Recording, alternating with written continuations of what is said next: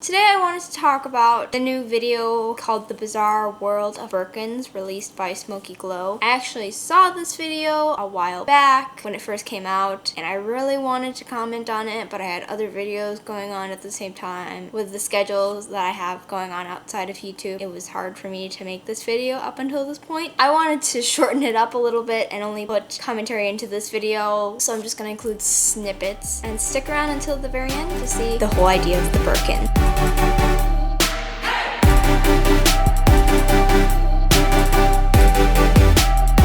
In Legally Blonde the musical, the mother in one of the songs of Elle Woods, instead of trying to get her to go to law school, she's like, how about a Birkin bag? And I never knew what that meant. So I was like, oh, Birkin bag, what's this? I watched this video and fell down a rabbit hole. Okay, that's literally terrible. Someone in Legally Blonde was like, oh, instead of getting a degree, you should maybe consider getting a Birkin bag, which is insane when you think about that. The bag itself on the resale market costs $20,000. It's not worth it to buy a bag over a degree, I personally feel like, because the degree helps you make money even though it puts you into debt. But still, it's like, that's the dilemma I have right now. Student debt or buying a handbag that costs the same amount in a year's tuition. Ugh, I can't. I had no idea about the world of Hermes. I had no idea about the world of Birkins. I had not a clue what any of this was about until watching this video, and then I absolutely started spiraling and consuming all of the information I possibly could on this bag. Hermes takes a very different approach where they don't want you to buy their bags if you're not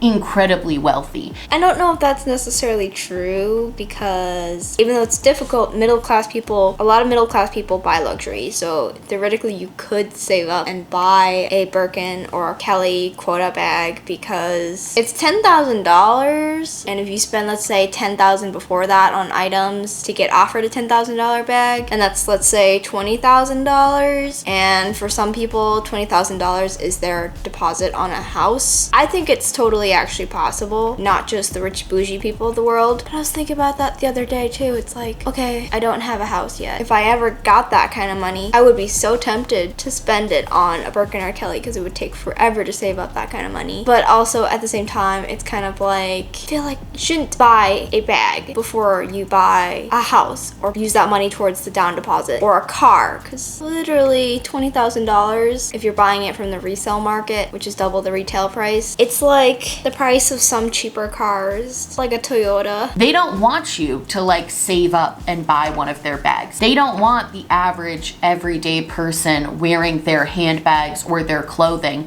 And I think that is fascinating. First, I think it'd be a really good idea to just give you a little rundown on what Hermes as a brand actually is. Because if you're like me, clicking on this video, like when I did a few years ago, you know absolutely nothing about this brand and you know absolutely nothing about the bags that I'm going to be talking about. That's completely true. Up until this last year or year before, I recently started getting to know more about designer brands kind of more and more, when I initially never really had too much of an interest in it. I don't know why it suddenly started. I'd have to think back. But I had never heard of Hermes, but I'd always heard of Louis Vuitton, and I've heard of Gucci because those are mainstream in the media everywhere. But then I kind of then started to hear about Chanel, and Chanel I guess I've kind of always known about in the back of my mind because I grew up knowing people and my mom carried Chanel and other designer luxury brands. They bought a few bags, and I also knew another girl who her mom was upper middle class, so when she was in her teens she got a Chanel bag for her birthday. So yeah, she's spoiled. But it's like I had never heard of anyone talk about Hermes, and I think I know why now. It's because they're so exclusive and they're not very mainstream. They, like she says, they don't advertise heavily and very flashily by recruiting celebrities to promote the brands like Louis Vuitton and Gucci, and when you don't do that, not many people know as much about you, especially when the only thing they have that's super famous about Hermes is the Birkin and kind of the Kelly. So yeah, I'd never heard about Hermes, and they're not very like logo mania either, except for maybe the Constance bag. So if you were to carry an Hermes bag, and I often do with my Kelly down the street, no one can tell that I'm carrying a designer bag, and I don't actually feel too self-conscious about carrying the Kelly either, because I feel like no one really recognizes that I'm carrying an expensive bag that's even more expensive than Chanel. Though not today, because the prices have made it insane compared to the vintage Kelly, but I digress. Video. So I just wanted to give a brief little sort of like, now the really interesting thing I found out about Hermes while I was researching for this video was they actually maintained being a family owned and operated brand. Like this business stayed in the family for almost 170 years. That's true, and Hermes is probably one of the only, I believe, luxury groups that is still owned by the original owners and still run in the family, other than maybe possibly Prada. But Musha has only been around kind of for one generation, and they're already considering passing it down to their son. But yeah, no, Hermes is the only one who's had like generational ownership in the company still. Gucci was one, but then they gave it up in the 1900s. That's until 2005 that a direct descendant of Thierry did not take over the brand. Now, the funniest part about this story to me that I learned while I was researching was that Jane Birkin actually fucking hates the Birkin bag, which I think is so funny. It's literally named after her. People view it as like the most like... It's so weird that she does not like it. I've never actually heard anyone say that Jane Birkin actually didn't like her own bag that was designed after her. I've also heard rumors that she wasn't actually gifted the bag. The bag was actually something that was created and named after her, but she had to still pay for it. I'm not sure if that's true. I looked up this fact afterwards and I couldn't find it. Maybe I wasn't looking in the right spot, but I didn't see anywhere that said that Jane Birkin didn't like the bag. I did see an article, however, today that was talking about how Jane Birkin wanted the bag to be no longer called the Birkin bag, at least for the crocodile version, because PETA apparently sent her a video or some kind of article showing how terrible the sourcing of crocodile leather is for the Birkin bags, and she wanted to discontinue the name of the Birkin in that line of bags, and Hermes assured her that they checked and investigated their suppliers and that was not what they were doing, but PETA protested anyways, and they're like, oh, this is not true, don't be fooled by Hermes. Jane was like, whatever, I'll listen to Hermes. And I'm surprised by the fact she even listened to PETA in the first place, because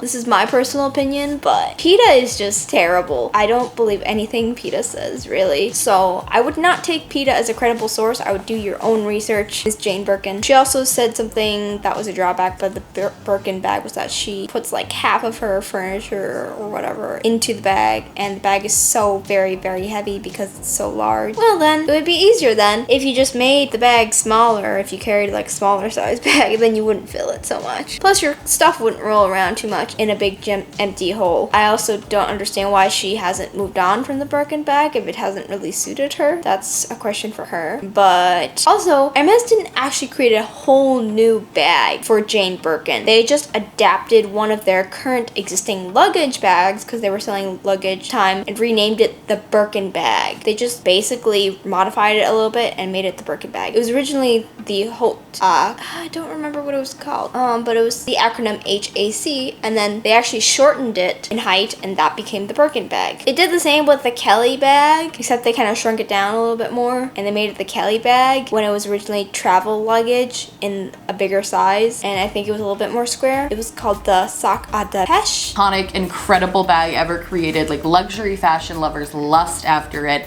But Jane Birkin herself hates the bag, and her reason for hating the bag is because the initial reason of why it was created for her, which was to carry all of her stuff, the bag couldn't do that. It couldn't carry all of her stuff. She literally joked that if she had continued to carry the bag with all of her belongings in it, she would have needed surgery on her shoulder because the bag was way too heavy and did not have enough support in the straps to carry large quantities of things. So I just think it's really funny that the whole point of this being made was to carry a ton of stuff and have like a weekend bag, and that's not even possible with this bag. Regardless of how Jane Birkin feels about the bag, this bag has gone on to be just... If you're gonna spend a weekend somewhere, then I would not carry all your things in a giant Birkin, because at that point the bag basically becomes a duffel bag if you're carrying that heavy of stuff, which is what it sounds like she's describing. In that case, I would bring a suitcase or something that had wheels on it, or use a frigging backpack. Hello, Jane Birkin, those exist. Or even rolling backpacks. Like, there's so many other solutions she could have done, not to mention using a different kind of bag besides the Birkin, or one with a shoulder strap. There's even thick shoulder straps that Hermes sells out of canvas. The ultimate status symbol for the wealthy, especially the wealthy that care about flexing. I do feel like there's different kinds of wealthy.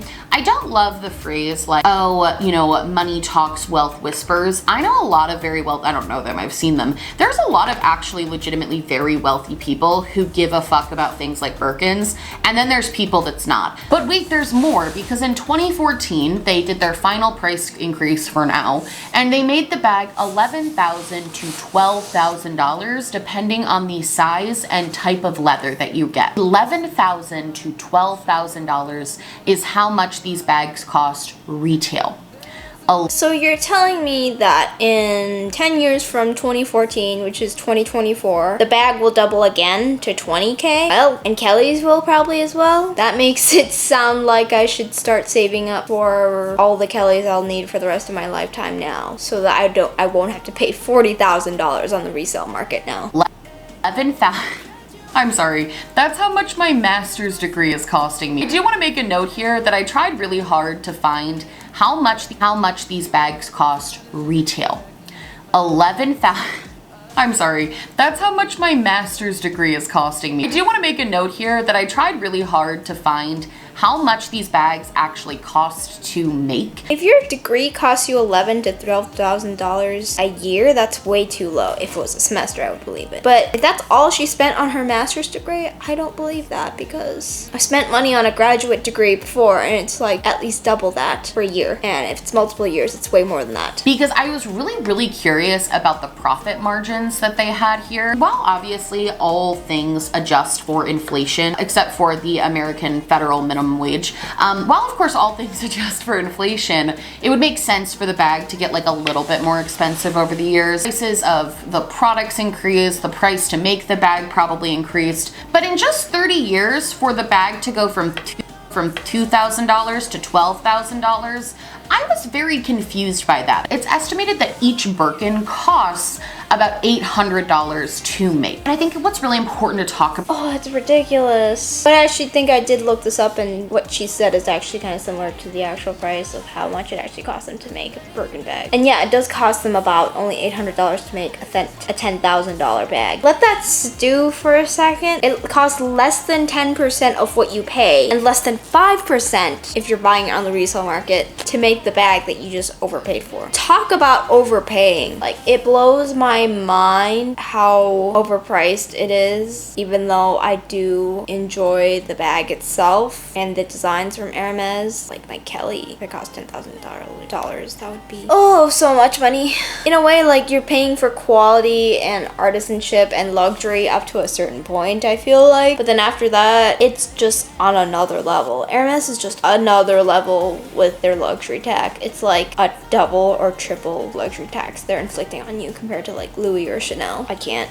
Here is, why are the Birkins so expensive? Why did they start so expensive? We can talk about the quality of the leathers they use, or how they're handmade and hand stitched, and how they're really well crafted. It doesn't matter, because there are tons of brands that you can buy from for way less money. Even if you still want to be bougie and you want to spend like $1,200 on a bag or whatever. I think she definitely makes a point. Like, as much as some people are out there saying that, oh, I like to buy Hermes for the craftsmanship and the history and the prestige, at the end of the day, I think you're mainly buying it for the prestige, because there are a lot of other brands out there that are not luxury who are still hand stitching their bags, and they are leather artisans. Maybe they don't train for 5 years years or however long Hermes artisans do at the ateliers in order to perfect the saddle stitch and the construction of all these different types of bags. But there are artisans who are still making things by hand with good quality leathers and excellent craftsmanship that can rival Hermes and the way they're operating, except they're not a luxury brand. All I'm saying is that it just seems to me when people say that, it's like some sort of justification to themselves that it's okay for them to spend this much amount of money on this kind of item to feel better about spending that much amount of money. But in reality, I think we're all just buying it for the prestige. To a certain point, there is like quality and fair wages and stuff associated with it, and there's history, but like, why does it cost so much more than the other luxury brands? I feel like there's a point of diminishing returns. And let's be honest, just say that you're just buying it because you like the prestige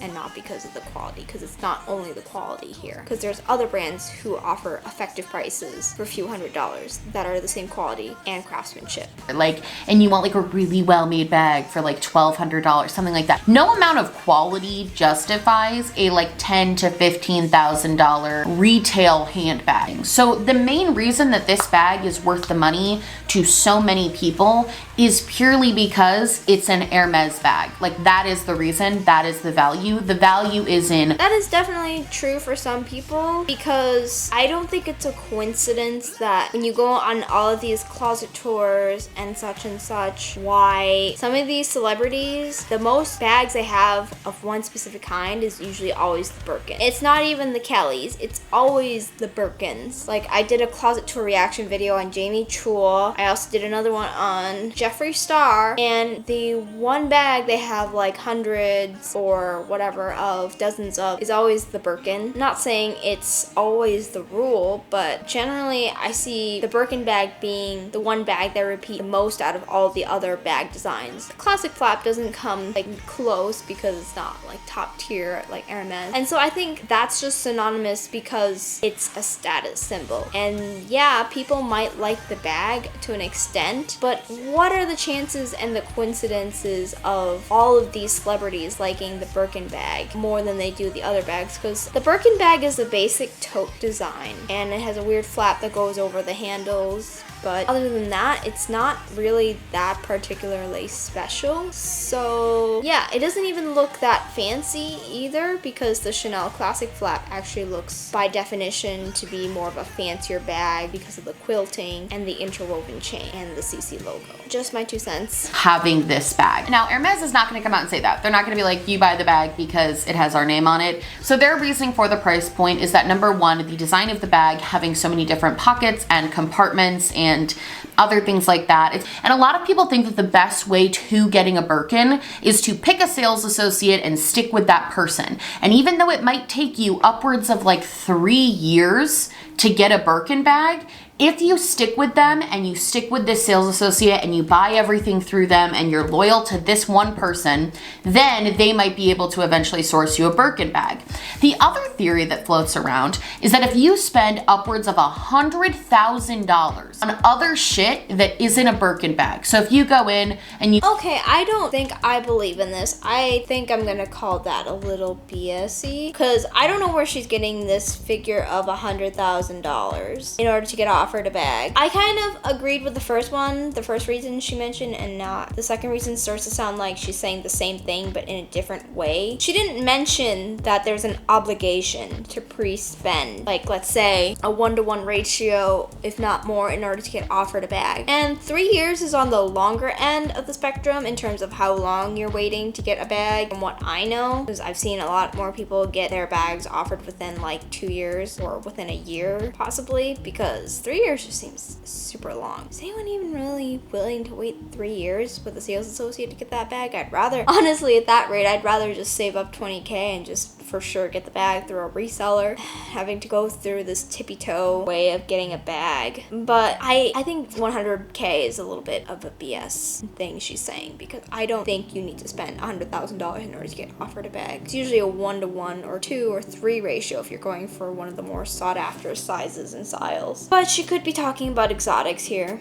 which would jack up that price even more. Buy like a blanket and a belt and a fucking pair of shoes. That's all gonna add up over the years. And once you hit the $100,000 mark, that is when you are allowed to buy a Birkin. It doesn't stop there, because some people don't want to wait years, right? Which is understandable. You want a bag, like you don't want to wait years. Some people don't want to spend $100,000 to spend 15K. Like some people don't want to do that. Again, I don't agree with the 100K. I don't know where the heck she's getting these figures. I don't think that's accurate at all, and I want to call that out. I think this was one of the things I was watching when I first watched this that kind of like really frustrated me and kind of upset me, because she was getting figures wrong. I don't know why it is, but sometimes I see people talking about Birkins and getting the figures and attributes a bit wrong, and they're so ignorant that it just kind of annoys me. And I understand she's coming at this from a less experienced luxury perspective, but the thing with Smokey Glow is that she does have designer bags. She has LV. She did a video a while back on her LV bag for Neverfull, but I think in this realm she's still not completely familiar with the workings of a Birkin. So what they do, if they still want to buy directly from Hermes, brand new, is fly to Paris.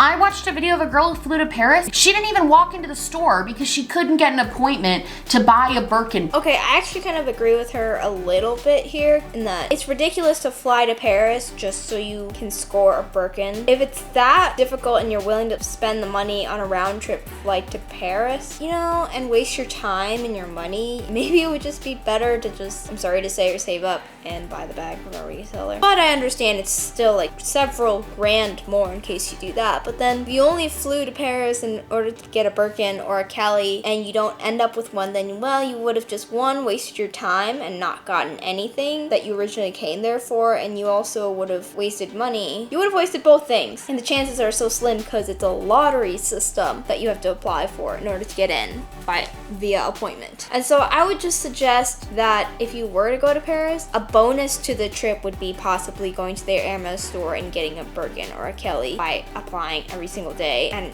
during the shopping part of the trip. But also just go there mainly to enjoy Paris as the city and the country of France, and then make that the secondary motivator and not the Birkin the primary motivator, because there's just so much more for Paris to offer besides just a freaking handbag. Now, if you are lucky enough to fly all the way to Paris and then get an appointment with an Hermes sales associate, what ends up happening is you go in and you essentially get interviewed for if they think you are worthy enough to get a bag. You have to dress, it's literally a job interview for a $10,000 handbag. I can't wrap my head around it. You walk in and they basically deem and are trained to deem if you are going to resell the bag. That's partly true about they need to decide whether or not to offer you a bag if you look like you're going to resell them. But I don't agree about the part where you have to dress up and look like a sort of interviewee for a job position. That I've never heard of. I think it would surely help, of course, because in general, proper attire always helps in order to get helped by a customer service agent. It's just natural that people are attracted to people who are better well dressed. That applies to everywhere, not just Hermes. But you shouldn't be denied service just because of that. Though in most cases, it's always generally better to dress nicer to get better service. And I don't think that's necessarily a bad thing. But I mean, I don't think it's a requirement like she says. People have said that if you're overweight,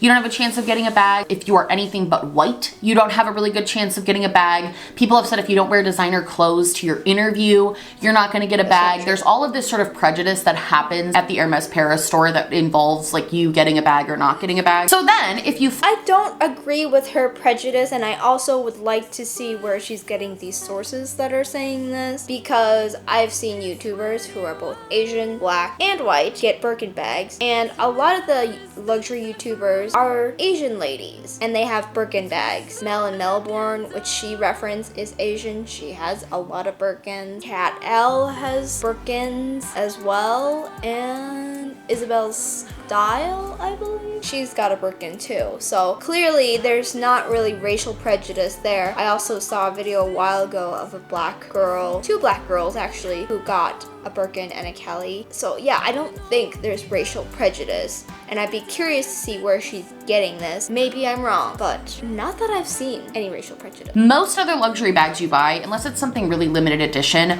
once you walk out of that store, that bag is not valuable anymore. Like, the price goes down on the bag pretty quickly. However, with Birkins, when you buy those bags, the second you walk out of the store, the value increases by like $10,000. The average resale price of a Birkin bag is anywhere from $35,000 to $250,000. That is not true. Okay, I said that is just double. Let's say you bought a regular Kelly in Epsom or regular Birkin in Togo or Clemence and you resold it, you would probably on the lower end sell it for 20K. So there are people who may be selling it for 30K or more depending on how rare the color is. Like, for example, some neutral colors are much more rare, so they will sell for like 30K, but those are really hard to sell, and in general you're gonna just see them mostly selling for double the price because that's already so extreme. And the fact that she says the lowest end of how much they're reselling for is 30K, girl, no, they start at 20K and then they go up from there. The price will of course sell for more if it's an exotic skin, and at that point the resale double rule kind of goes out the window. But no, get your figures right, please. For an Hermes Birkin bag, if you have just like a classic, more basic, everyday black one, it's gonna be a lot less. But if you have a fun, colorful bag, if you have a bag that has a unique leather, like an ostrich leather or the Himalayan Birkin, which is the $250,000 Birkin, if you have any of those, the resale value on those is fucking crazy. I get why people do it. Like, there is, as much as I don't like it, there is a market for people to do that. It's just It is bonkers, and it actually makes sense the way she's like empathizing with it, and I'm happy that she's actually understanding that buying a Birkin bag and then reselling it is like flipping your money, like flipping a house. You get a significant amount more, in this case double if not triple and more, on the bag itself. So I'm happy she's acknowledging that this is a very lucrative market and not just like scoffing at the resellers who are doing this, because it's like, hey, if you were the position of the reseller, you'd be making bank. You'd be wanting to profit off of this too. This is a very good way of making money. I mean, it's up to the people to decide if they want to buy it at that price or not, but I wouldn't bash the resellers for that because, hey, I would maybe want to do it myself too. First, when I was in Chicago, there is a store called The Real Real, and they have a lot of Birkin bags. So I asked the lady if I could hold it. There was nothing special to it. It wasn't particularly structured. It wasn't particularly good. The color. Yeah, I mean, it's just a bag. I think if you're in love with the design, then it's something you can justify spending that amount of money for. But if you don't love the design, you don't love the brand, then it's just a regular plain old bag. I mean, one thing I've been discovering these past few months, now that the hype from buying bags for some of my bags have been dying down, is that they're just not very special once you've lost that honeymoon phase with them. They're just kind of regular bags, and how you felt about them before kind of just sinks in. At the end of the day, they're just kind of objects, and like they're still very functional and useful objects, and they're like aesthetically beautiful compared to maybe some other bags you could have. But at the end of the day, that high you have does not last, and they're just pieces of leather. I don't have particularly chunky wrists, but I am a plus size woman. Didn't even fit over my fucking wrist, the little loop-de-loop holes. So it's like one of the most impractical bags I've ever seen in my life. I've ranted for too long. I think my final thoughts on this topic, and well, for petite women,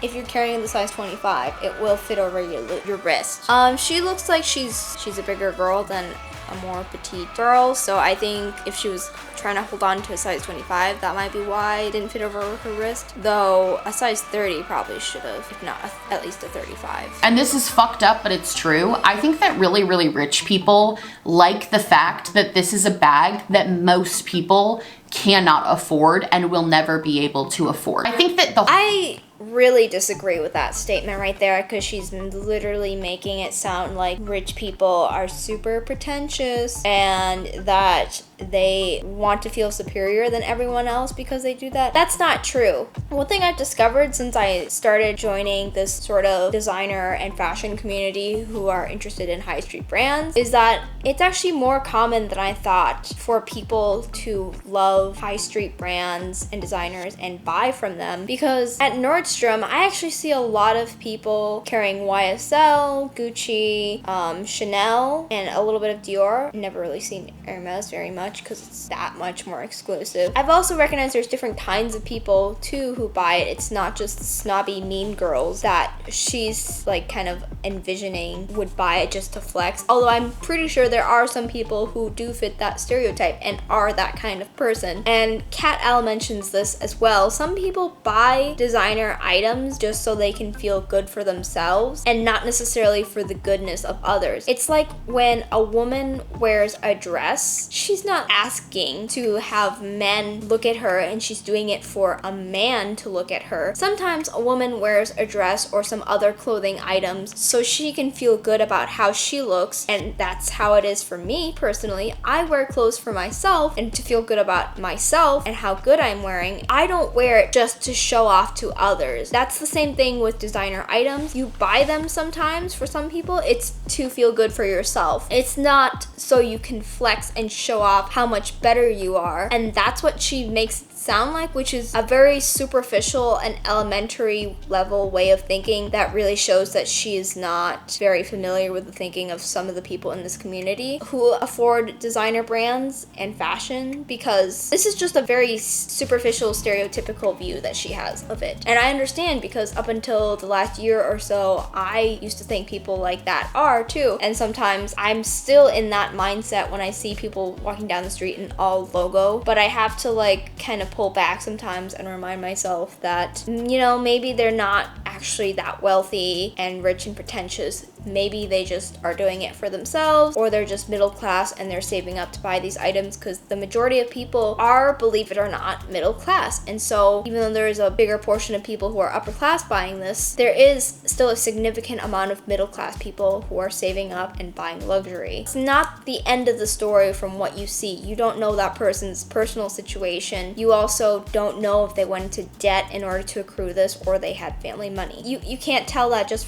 from looking at one person alone. All you can see is that they have designer items on. And for all you know, they could be fakes. So I'm just saying. Whole point of luxury fashion to begin with, and I have mixed feelings about this because I actually own a couple of like luxury handbags. I think the reason people like and care about this bag so much is because of the flex that it has and because other people cannot afford it. It is like the epitome of a piece of clothing that just... I disagree with her once again, because she's kind of getting into that judgmental perspective of, oh, they only want this so that they can feel better than other people because they have it and show off. It's a very petty mindset and doesn't necessarily apply to everyone out there. And I hate that she's kind of just lumping everyone who buys designer into that category, because it's like, what of yourself then? Because you also have some designer Louis Vuitton items.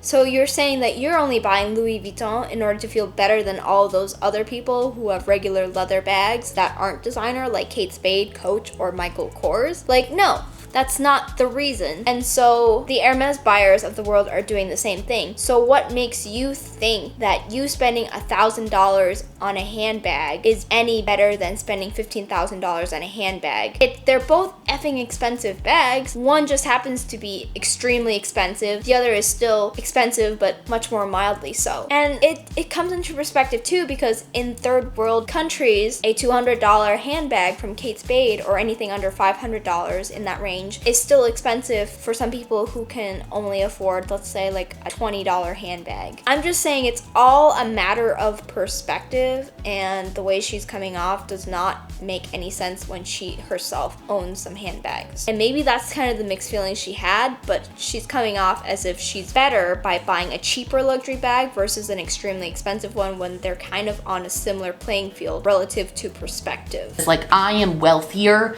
than you. I can just blow $15K on this bag and it doesn't matter to me, and that makes me better than you. And I think that's why people subconsciously lust after these bags, and also uber rich people. What about you? You have a Louis Vuitton bag that you have called, and you have a Neverfull that you tote around, haha, and you're basically saying, look at me, I have a $1,000, $2,000, $3,000, I don't know how much the Neverfull costs, bag. I'm better than you carrying your $200 Kate Spade bag. Because that's what you're projecting too when you have luxury bags, according to your ideology that you're saying here. Why are you saying that about the Birkin but not about the Louis Vuitton bag? If anything else, some people can argue that the Louis Vuitton bag is actually even more of a shove it up in your face obnoxious item than the Birkin bag, because the Louis Vuitton bag has logos all over it, basically advertising how bougie and a flex you are, compared to the Birkin, which is actually very minimal. There's only a small engraving and stamp of the Hermes logo on the bag compared to the Louis Vuitton one. And not to mention, it looks like a plain leather bag, which is a lot more elegant, so it would probably fly more under the radar. Plus, not that many people know about Hermes as there are people that know about Louis Vuitton. So in actuality, that argument does not stand. Insist on having massive collections of Birkin bags. It's not because they're particularly good bags. It's literally just because other people can't just go out and get them. And I think the problem is that they've created a system where people have to spend quadruple the price in order to buy their bags resold. No, I don't think you have to spend quadruple the price. In most cases, and I've heard from personal experience on YouTube videos and stuff like that, people who have bought a Birkin bag or a Kelly bag, they only spent like 1 to 2 times the actual retail price in order to get offered. They don't spend like quadruple, though they can. I don't usually see that. Or they have to go into a store and beg someone who works there to allow them the honor of paying $15,000.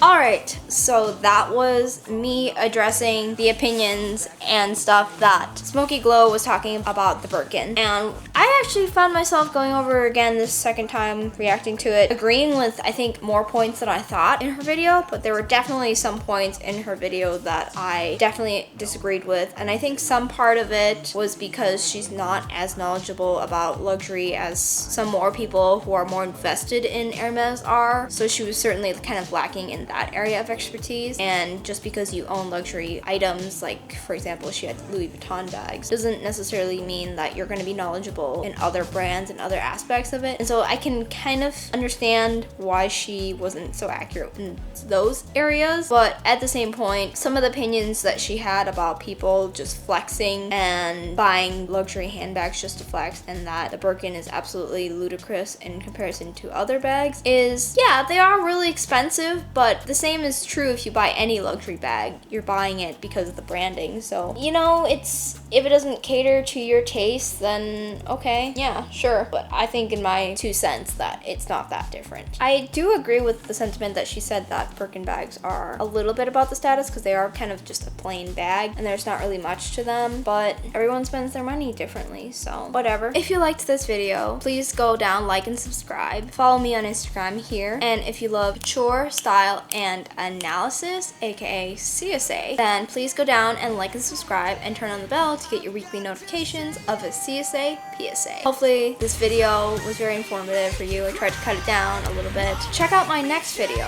which is reacting to Trisha Paytas' closet tour. And until next time, I'll see you guys all later. Bye!